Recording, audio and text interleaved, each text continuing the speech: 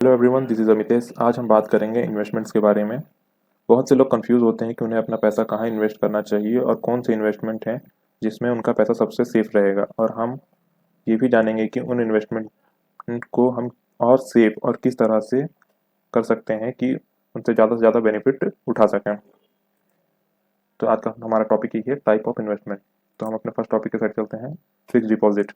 इसमें हम एक लमसम अमाउंट बैंक में डिपॉजिट करते हैं एक लिमिटेड टाइम के लिए, जिसमें बैंक हमें इंटरेस्ट प्रोवाइड करता है। Second is recurring deposit. ये भी फिक्स डिपॉजिट की तरह ही एक इन्वेस्टमेंट है, पर इस पे हम वन टाइम इन्वेस्टमेंट ना करते हुए एसआईपी की तरह मंथली बेसिस पे पैसे डिपॉजिट करते हैं और एक लिमिटेड टाइम के बाद हमें हमारा प्रिंसिपल अमाउंट विद इंटरेस्ट वापस मिलता है। Third is bonds.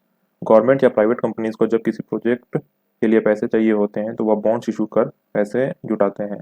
Bonds holder को एक लिमिटेड टाइम के बाद उस पैसों पर इंटरेस्ट मिलता है। Third fourth is mutual fund. इसमें हम अपने पैसे इनडायरेक्टली स्टॉक मार्केट पर ही इन्वेस्ट कर रहे हैं, पर डायरेक्ट इन्वेस्टमेंट ना करते हुए हम अपने पैसे एक एक्सपर्ट को देते हैं जो हमारे बिहाफ पर स्टॉक मार्केट पर इन्वेस्टमेंट करता है और उससे प्रॉफिट बनाकर कुछ परसेंट अपने पास रखता है एज अ कमीशन और बाकी पैसे हमें देता है। Fifth is commodity market. Commodity market जैसे गोल्ड, सिल्वर पे इन्वेस्ट करना, जिसमें हमारे पास एक फिजिकल गुड होता है जिसका वैल्यू टाइम टू टाइम बढ़ता रहता है। Six is stock market.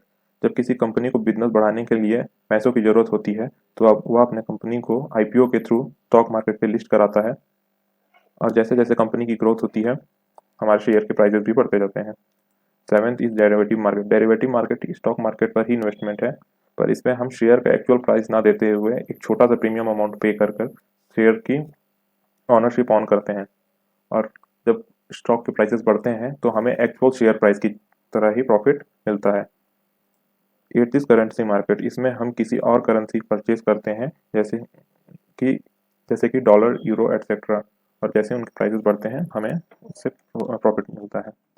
तो let's talk about FD. FD या फिक्स डिपॉजिट। जैसे कि हम सब जानते हैं कि फिक्स डिपॉजिट कैसे काम करता है कि एक पर्सन वन है जिसने कुछ पैसे बैंक में डिपॉजिट किए एज एफडी और बैंक यही पैसे फिर पर्सन टू को एज लोन प्रोवाइड करेगा।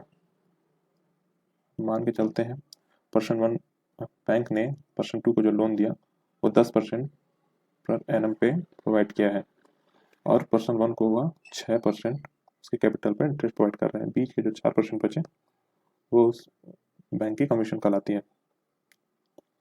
अब देखते हैं कि हम एफडी का सबसे मैक्सिमम बेनिफिट कैसे उठा सकते हैं।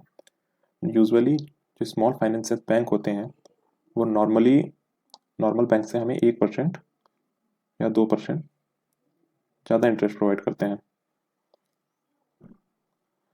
तो अब बेस्ट तरीका क्या है जिससे हम पैसे अपने सेफ भी रख सकते हैं और इस पर ज़्यादा इंटरेस्ट भी पा सकते हैं।